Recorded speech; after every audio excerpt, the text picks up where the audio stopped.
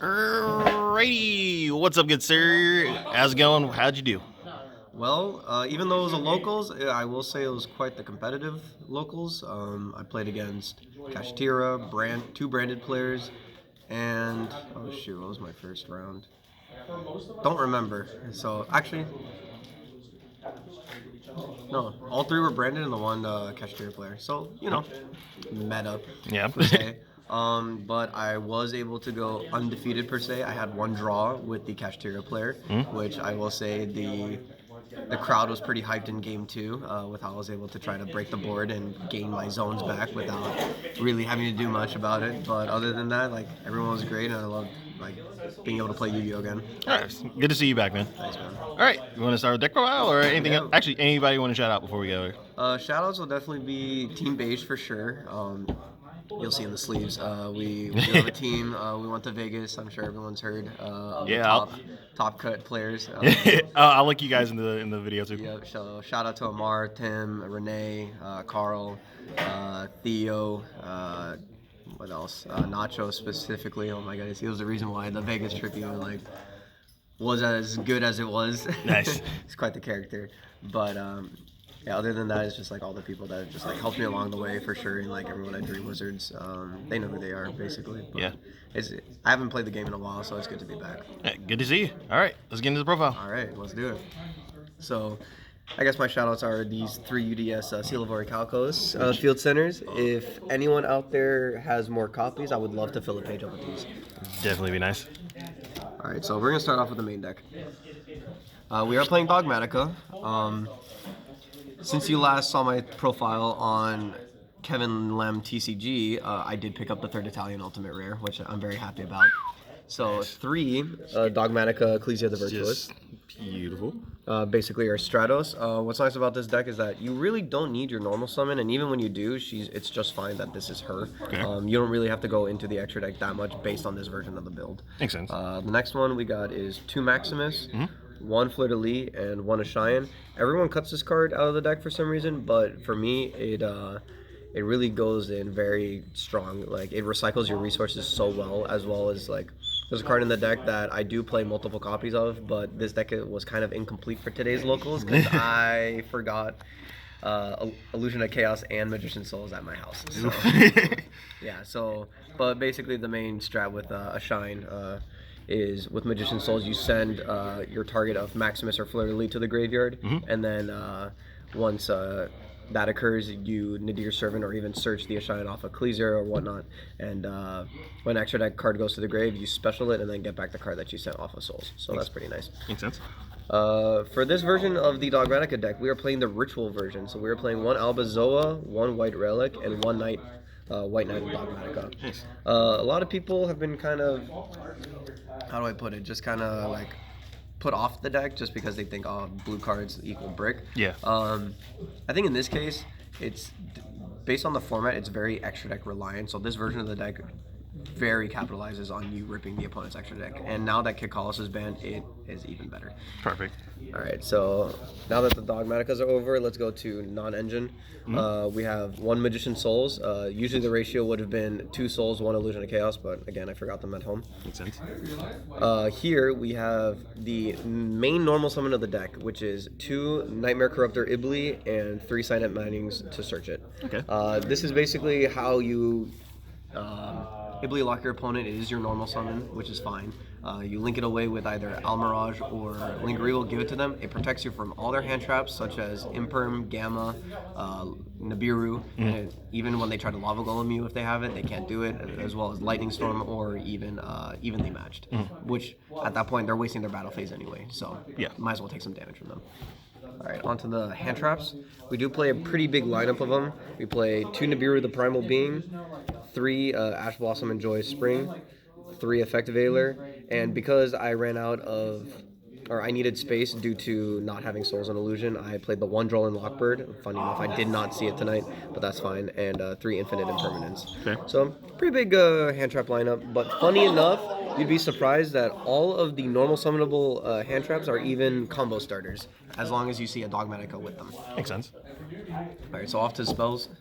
We have 3 Nadir Servant. Thank you, Konami, for unlimiting this card from the ban list. This is basically a god card. This card by itself will get you +3 to 7 cards in a turn, just by itself if you play correctly. And based on the new support that we got in Photon Hypernova, Dogmatika Matrix is the reason why that's even possible.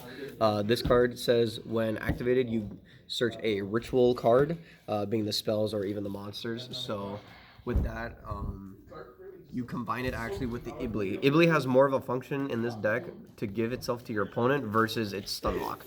Because the additional effect of Dogmatika Matrix is you are able to search a additional Dogmatika card in addition to your ritual search if your opponent controls a monster. Okay. So that's just extra plussing, basically. And that's the main reason why you like plus a lot in this deck. So Ibli plus the Matrix is full combo, like straight up. Cool. Next up are the ritual spells. We play 1 Dogmatic Calamity and 1 Macabre. Basically, if you remember Necros format, this one is Kaleidomir, where you send from the extra deck to the grave for your ritual, and then this one banishes from the grave for your ritual. And this can summon from grave as well. As well, on top of the rituals to get them back, is 1 Preparation of Rites. This was mainly for the Illusion to Chaos package, but again, I forgot it. But I will say I top decked this and was able to search the White Relic from my main deck and then get back Calamity from the graveyard to summon it. So it definitely came in clutch and won me the game there. Okay. And then last but not least, we have the Hand Trap Haters, or the 1 Crossout, 1 Called by the Grave. A lot of people are playing more than 1 Crossout. I teched in the 1 just for the sake of, if you see it, you see it. If you don't, it's not that big of a deal. And it's just there for the extra protection. And then the last Dogmatika card for the traps is 1 Punishment. And that is a even 40 cards in the main deck. Just curious, why not more than 1 punishment? Punishment, it locks you out of the extra deck. You don't use it, but again, it's a matter of this deck is mainly here to control. You're giving them Iblis, so it doesn't even matter at that point. Like the 1 punishment is searchable, and you can recycle it back with a Cheyenne, like over turns. And then, in the sense of a punishment just being there, it's like it can be a dead card. Like you'd rather see more engine than non-engine, where I consider punishment non-engine because you have to wait a turn for it to even be effective. And against Cashier, it's not even very good. Like trying to clear the board just because of what's it called, Arise Hard and whatnot, banishing all your things. So, Makes sense. yeah, that's pretty much the reason behind it. But here we go into the extra deck. For the links, we play 1 Secure Gardener, 1 Almirage, and 1 Lingeribo. This is basically for the Ibli package / any normal summonable hand trap, as well as the Link 1 Artemis for Ecclesia and Effect Veiler. Makes sense. Next up, we have Celine. I'm most likely going to take this out. I didn't make it once today, but I can see myself still playing it because I do want to fit an access code talker in here because there was a situation against a Cashier player where I could have won in game 2 instead of drawing with him. So if I had access code, which would have bricked in the field, and I would have dealt a lot more damage. So that we'll see about that, but at the moment, the Celine might get taken out depending. But I do want to play access code talker. It's just a matter of finding the space because this extra deck is very tight. Okay. Alright, so for the next one, we played the Brigade Link 5. This combos off with Garura, and you finally have a good punishment target and a deer target that is more than 2,000 because what you do with this is when you Magician Soul send the Maximus, you will, with the deer, search the Ashion, which you send Bicephalus, and then you can chain block that too, where you send Bicephalus, Chainlink 1 will be itself Chainlink 2 Ashion, you'll summon the Ashion, send the Garura, and then on a new chain you'll go Garura 1, Ashion 2, get back the Maximus. So you're just like plussing so much. Makes sense. And then the last link is Dark. Basically when you steal your opponent's Arise Heart and you can take it back and just kind of play from there. It's kind of nice, but only made it once today. It wasn't that big of a deal. And for the Synchros, we play the 2 Herald for the Ritual package. Basically with Nadir, this is a 1-card ritual. You'll send this, search any of either the White Knight or the White Relic, and this will search the ritual spell, and that'll be like pretty much full combo from there, but it's a really good extender in that sense, and just making sure you can get your resources. For fusions, to finish up, we have Elder Entity Entis for the Pop Disruption. 2 Garura for the draw consistency. You do have to play the 1 Quintet Magician. You just need a level 12 target, honestly, in your extra deck. It doesn't have to be a fusion. It can be Quasar, it can be Final Sigma, whichever one, as long as it's a 12. Sigma's probably the better choice just because it's a fire, so it can play around the Bestials better, but I have a little bit of OCD, so I'd rather my target be a fusion. Fair enough. And then the last card in the extra deck is Titanic Lad.